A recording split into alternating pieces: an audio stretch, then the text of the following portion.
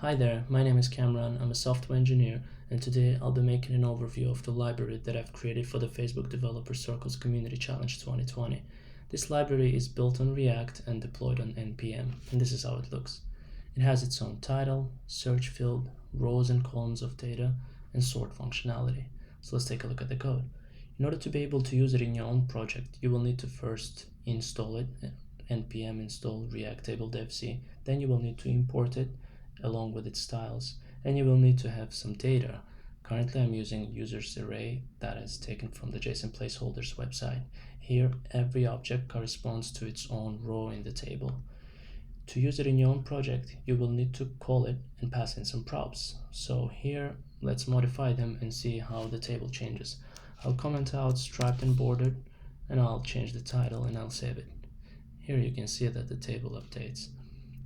Rows is the field that holds the data itself. Columns is the field that describes every single column. It's an array of objects.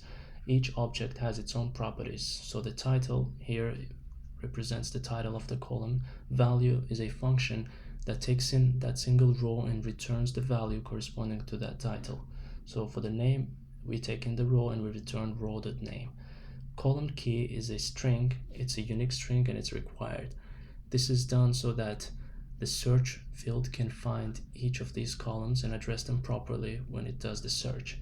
OnSort ascending and unsort descending are the functions that if you remove them, that the buttons will disappear, and if you add them, then the sort functionality will be added here.